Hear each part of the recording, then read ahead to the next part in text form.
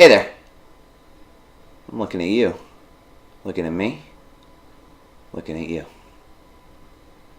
Yeah, you thought I was going somewhere wrong. So here's the deal. We're talking about complements now. This is the last one on your list. It is similar.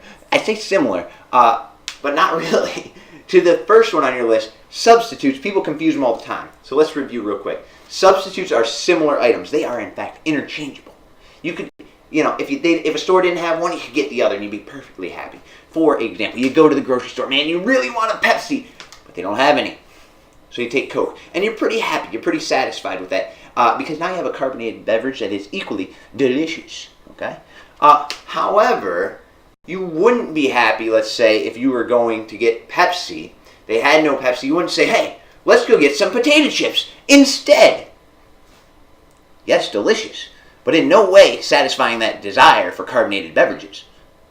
So, but you might go and get Pepsi and potato chips and eat them together. Ooh, now, not a healthy dinner, but a delicious one.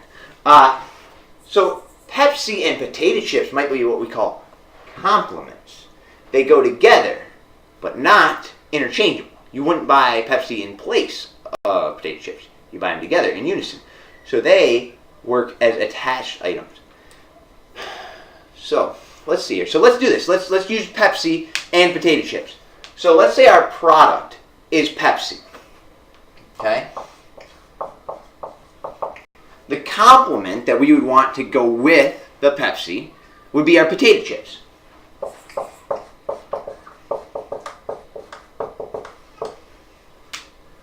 Alright? Now again, remember what will not ever shift our demand curve. A change in price. So you got to be careful here. Because we're going to change a price. We're going to change the price of the complement. The price of the complement is the potato chips. I'll put that here. Potato chips. We're changing the price of the potato chips. Are we doing anything to the Pepsi's price? For those keeping track at home, that means no.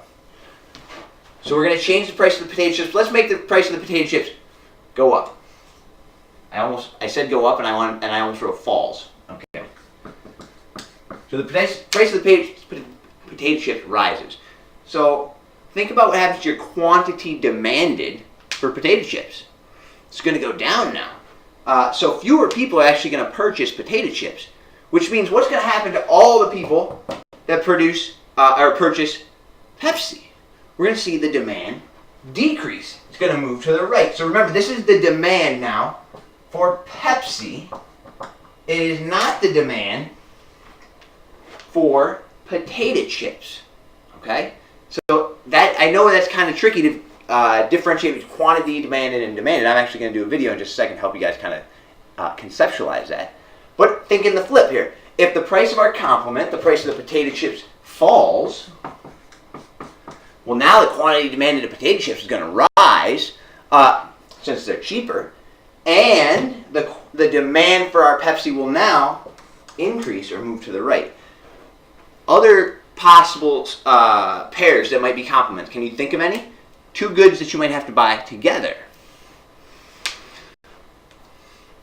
Peanut butter and jelly, maybe? Let's say you bought some hot dogs. Better buy some buns, because nobody wants a hot dog with no bun. Other popular ones are tennis balls and tennis rackets. Because you can't buy, what's the point in having a racket with no tennis balls? Other popular ones, ski boots and skis. I know we don't really live in a skiing area, but when I was a kid, we did. And so you wouldn't want to have a pair of skis with no ski boots. You just got a bunch of firewood instead if you don't have the boots. And so maybe you can think of others that go together. I'm going to show you a quick video after this about the quantity-demand difference and the demand, the difference between those two things. Let me know if you have any questions.